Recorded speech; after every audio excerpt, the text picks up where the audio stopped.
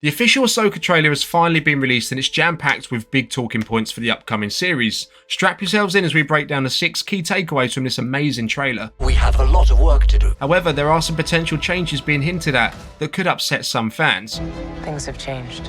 We will also be getting into rumour territory, so here's your heads up on that. Now, to kick off the first official 6 takeaway breakdown video of the Ahsoka series, we're going to start with a green box, and to be honest, this is going to be a really positive video. I really enjoyed the trailer. In my opinion, it's the best Disney Plus Star Wars trailer we've gotten to date.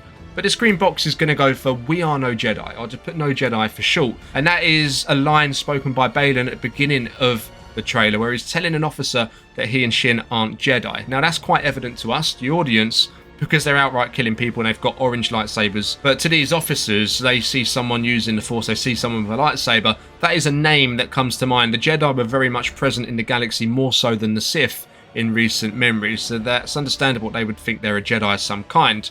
But what's interesting here is we don't know too much about Baylan and Shin officially, although there is a rumour going around that Baylan was once a Jedi Master and he fought during the Clone Wars and apparently alongside Anakin as well potentially. But he then left the Jedi Order or fled during Order 66 for his own safety. Now Shin at this point wasn't around. Shin is an apprentice to Baylan who comes along afterwards. But what's interesting about Shin is she has a Padawan braid in her hair if you look closely in that trailer. Now that tells me whatever Baylan's doing, and apparently the rumour is he's a mercenary for hire. In this case he's being hired by Morgan Elsbeth to locate Thrawn, it seems, and take down the rebels.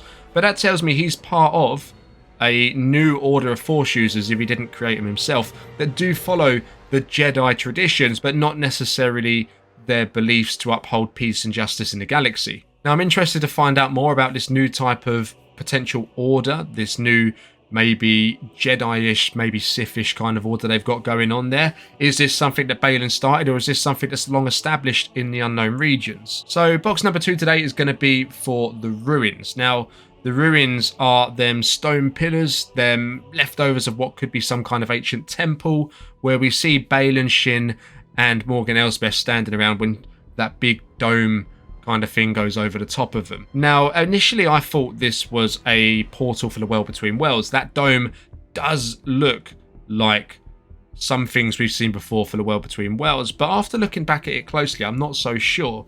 You see, initially when the Night Sister is conjuring up the magic to create this dome, when it's small near her hand it's blue, but when the dome comes out it's blue with gold in it as well. And I was looking at when this dome was going over the top of them, the gold doesn't come from her magic, the gold comes from the ruins themselves. So kind of like the vibe of The Force Awakens, where they need 2 parts of the map to find Luke. I think something similar here is happening to Thrawn, but on a much more ancient level. You see, I think these ruins hold a knowledge that has been long forgotten by the modern galaxy, and potentially it could be Night Sister knowledge, as we know Morgan Elsbeth is a Night Sister, and rumours are speaking of Night Sisters being in this location where Thrawn is. So this could be an old Night Sister kind of temple sort of thing, and that has the information to travel to the unknown regions. They just needed a Night Sister to unlock it. Now box number 3 is going to be for Sabine Wren. This is a big one. This is a huge talking point with the fans at the moment. Now she's already coming into the show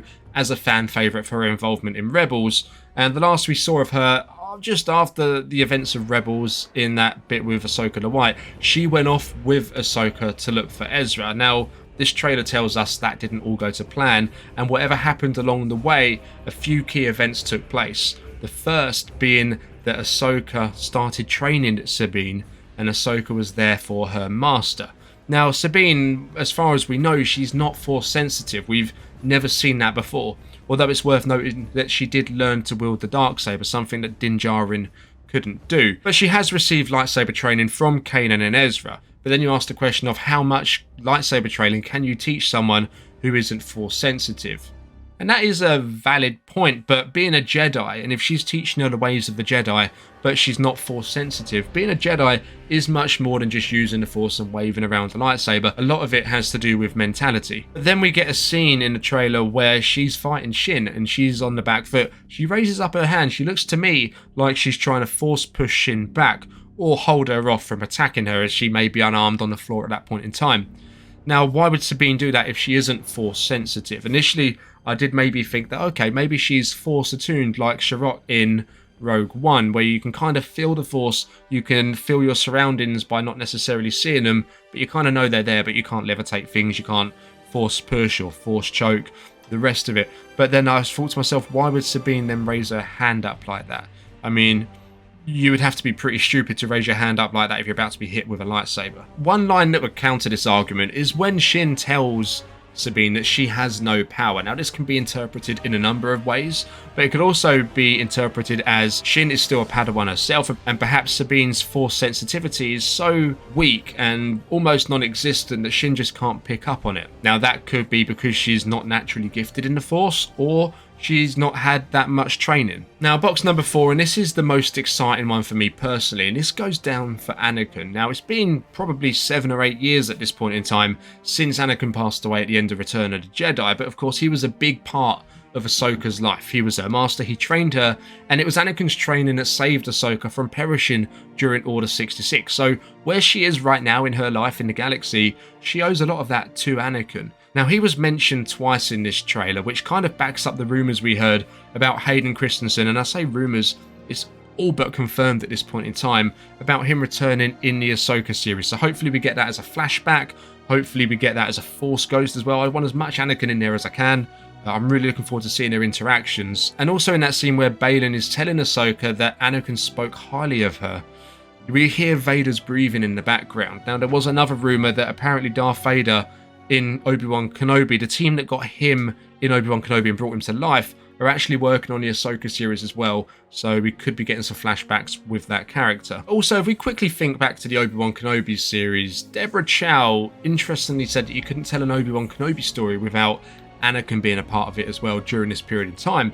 Well, the same could be said for Ahsoka, as they played such a big part in each other's lives.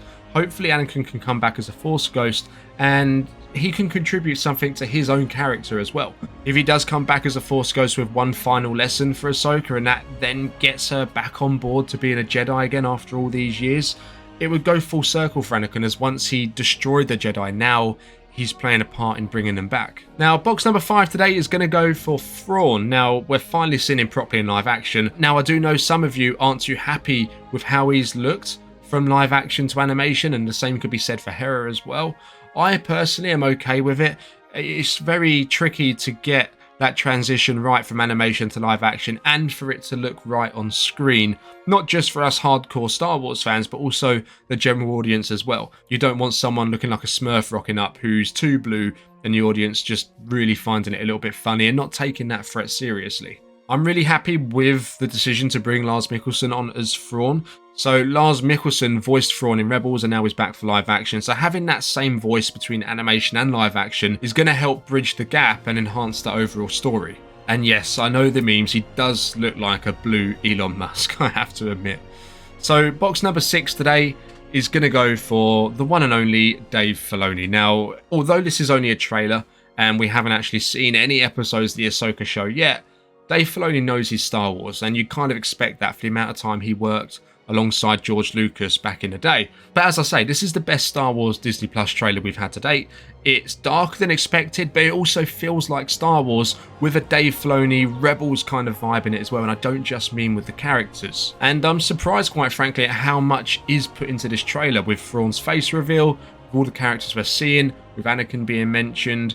It just leads me to wonder what we're actually going to get in this series and in Dave Filoni's movie. I always had this series down in my mind as being something to set up Dave Filoni's movie, and perhaps Thrawn will come in right at the end, the New Republic be alerted to it right at the end. But until then, we're really going to focus on Ahsoka and slowly build up to that. But it looks like we're going to be going right at it from the off. The New Republic are directly involved at this point. Thrawn's around already, and we're getting a lot with Thrawn by the looks of it.